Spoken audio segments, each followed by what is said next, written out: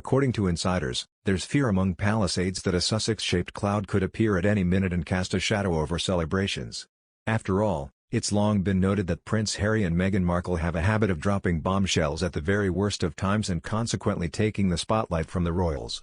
And while there's no suggestion that they do it intentionally, there's no denying that there have been a fair few coincidences over the years when it comes to ill-timed photo ops and revelations.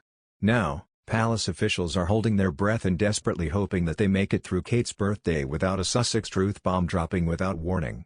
There's a very real fear inside the palace about what Harry and Meghan could do that may consequently overshadow Kate's birthday, says an insider close to the Duke and Duchess of Cambridge, who will be celebrating Kate's birthday on 9th of January with their 3 children.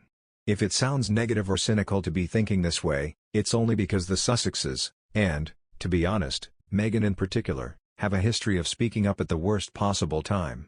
So, when it comes to many members of the royal family, they're always on guard. 2 years ago this week, the Sussexes dropped their infamous Megxit social media post, breaking the internet with the news that they were stepping down as senior royals. And the date of this bombshell post? It was 8 January, just one day before Kate's 38th birthday, which was not missed by royal watchers or the media. And, back in 2018, Harry and Meghan reportedly told the royals that they were expecting their first child, Archie, now 2, on the morning of Princess Eugenie's wedding. At the time, sources said the timing of their news did not go down well. Less than a year later, the pair, who are also parents to 7-month-old Lilibet, ruffled feathers again by posting never-before-seen pictures of their own wedding on the same day that Kensington Palace announced that Kate was working on a huge project for the Chelsea Flower Show. During the height of the pandemic in April 2020, the Queen delivered her historic speech to households across the UK, calling for national unity. She was roundly praised afterwards for being such an assuring figurehead at a highly uncertain time.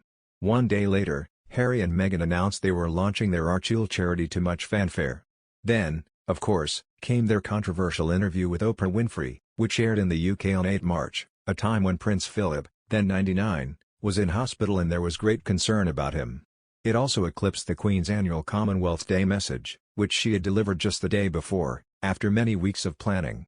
This began their, some might say, pointed attacks against the royals, which Harry doubled down on in May, when he told Dax Shepard on his podcast Armchair Expert that he'd moved his family to the States to break the cycle of trauma he'd been brought up in, while in the same week, William and Kate carried out a series of high-profile engagements for Mental Health Awareness Week.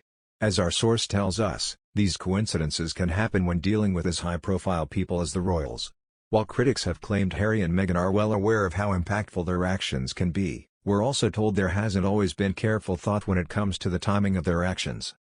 It's awful that this is a scenario they're faced with, says our insider.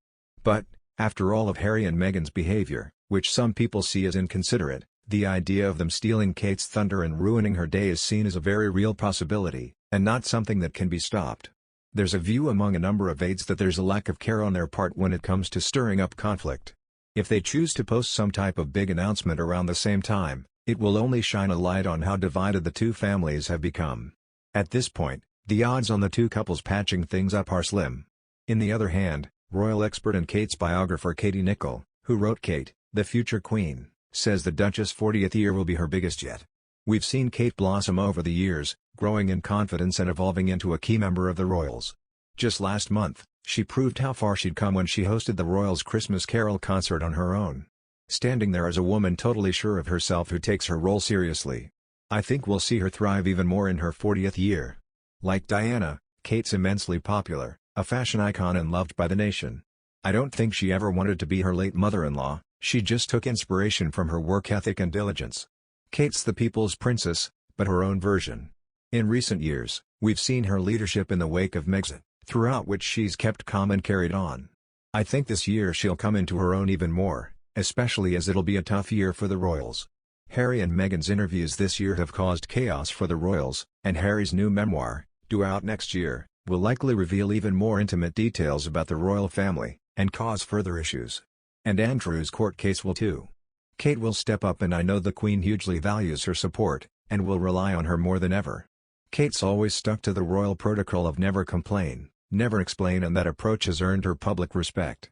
Tax-paying Brits don't want to hear their royals moaning, they want them there, with a megawatt smile, getting on with it.